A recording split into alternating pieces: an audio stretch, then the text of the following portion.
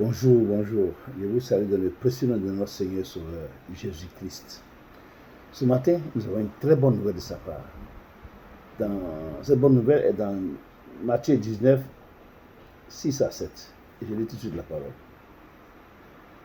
Ainsi, ils ne sont plus deux, mais ils sont une seule chair. Que l'homme donc ne sépare pas ce que Dieu a joint. Pourquoi donc, lui dirent-ils, Moïse a-t-il prescrit de donner à la femme une lettre de divorce et de la répudier? Il leur répondit, c'est à cause de la dureté de votre cœur que Moïse vous a permis de répudier vos femmes. Au commencement, il n'en était pas ainsi.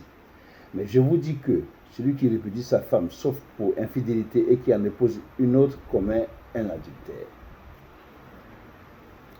Voici la parole de Dieu. Dieu, au commencement, n'a pas permis ça. Dans le plan de Dieu, c'est que l'homme et la femme se marient, ils quitteront leurs parents et ils deviendront une seule chair. Ils seront responsables devant Dieu. Et ainsi de suite. Mais ici, la question qui a été posée est pourquoi Moïse a-t-il prescrit de donner une lettre de divorce? Et le Seigneur répond, c'est à cause de la dureté de votre cœur. Donc, ici, nous allons développer un peu, c'est quoi la dureté de votre cœur? C'est quoi la dureté de notre cœur?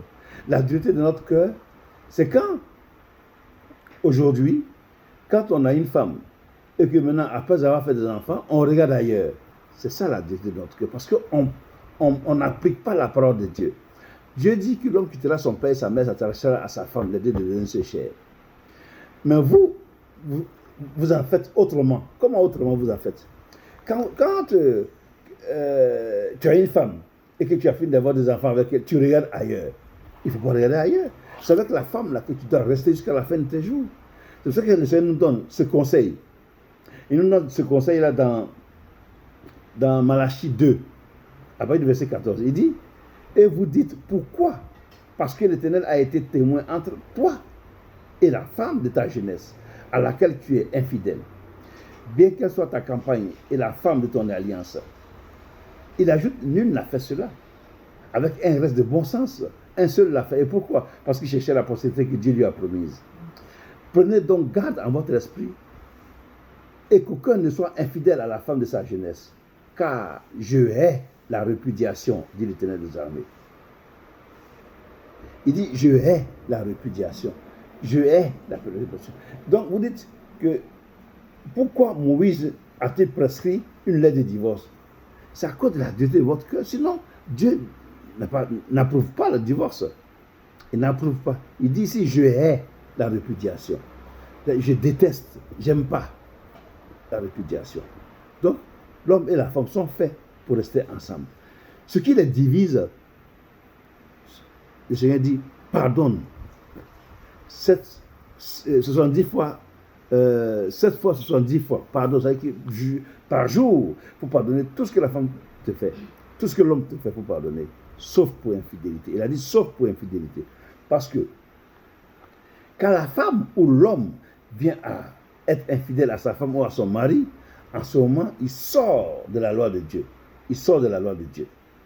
Ils ne sont plus un maintenant, mais ils sont plusieurs. C'est ça, devant Dieu. En ce moment-là, tu peux divorcer. C'est ce que Dieu a dit. Mais parce que ta femme, elle a fait quelque chose que tu n'aimes pas, hop, tu fais une lettre, tu divorces, parce que tu as vu une autre femme. Et la Bible dit que si tu prends une autre femme divorcée, là, tu commets l'adultère. C'est ce que le Seigneur nous a dit dans la béatitude du Seigneur Jésus, dans la béatitude. Là. Il dit, dans Matthieu 5, 31, il a été dit que celui qui répudie sa femme lui donne une lettre de divorce. Mais moi, je vous dis que celui qui répudie sa femme, sauf pour cause d'infidélité, l'expose à devenir adultère. Et celui qui épouse une femme répudiée commet un adultère. Voici ce que Dieu nous dit. En fait, il nous dit de ne pas divorcer et de pardonner tout ce qui va se passer dans le foyer. Voilà ce que Dieu nous dit. Maintenant, pourquoi tu veux changer de femme? Parce que ton cœur est dur, ton cœur ne veut pas accepter la parole que Dieu t'a dit. Parce que tu ne veux plus de cette femme. Tu as vu une autre là-bas qui te plaît, c'est ça que tu veux. Et tu fais tout ton cinéma parce que c'est celle-là que tu veux. Tu as oublié tout ce que tu as fait dans tes débuts, dans ta jeunesse. quand tu voulais de cette première femme-là, comment tu dormais, comment tu priais que Dieu te donne cette femme. Mais comme tu as eu des enfants, maintenant tu oublies tout ce que Dieu a fait pour toi et maintenant tu veux une autre. Ça ne fonctionne pas comme ça avec le Seigneur. C'est pour ça que Dieu dit que les adultères, là, c'est Dieu lui-même qui va les juger. C'est lui-même. Vous allez, ceux qui font adultère, là, vous allez rendre compte à Dieu. Vous allez lui expliquer pourquoi est-ce que vous avez agi de la sorte. Quand tu seras devant lui, c'est comme ça. Donc mon frère, ce matin, je t'exhorte à pardonner à ta femme et à te rappeler votre première rencontre et tous les projets, les hauts projets que tu avais pour elle et vice-versa. Cela t'aidera à oublier certaines choses, à regarder les enfants qui sont là et à aller de l'avant en respectant, en obéissant à la parole de Dieu. Tu n'as pas le droit de divorcer. Tu n'as pas le droit de donner une lettre de divorce à ta femme. Tu n'as pas le droit.